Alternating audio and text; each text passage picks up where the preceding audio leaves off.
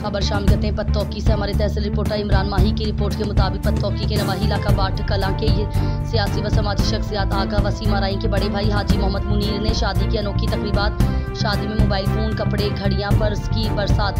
तफसीलात के मुताबिक प्रिंस शहजादा सऊदी अरबिया के मशहूर बिजनेसमैन ओवरसीज़ पाकिस्तानी हाजी मोहम्मद मुनीर ने अपने भांजे मोहम्मद शहबाज फरमाइश की बारात पर लाखों रुपए के मोबाइल फ़ोन्स, घड़ियां, पर्स, अनसिले कपड़े फेंक कर गरीब आवाम की दिलों को जीत लिया। लोगों का कहना था कि आज तक ऐसी शादी न देखी है जहां गरीबों का भी ख्याल रखा जाए। हाजी मोहम्मद मुनीर ने कल लोगों को लाखों रुपए के कपड़े, घड़ियां देकर गरीब आवाम को अपनी खुशियों में शामिल किया है। हाजी मोहम्मद मुनीर ने मीडिया से गुफ्तगू करते हुए कहा कि मैं अल्लाह ताला से ये दुआ करता हूँ कि अल्लाह ताला मुझे बेहिसाब दे और मैं गरीब आवाम की खिदमत करूँ।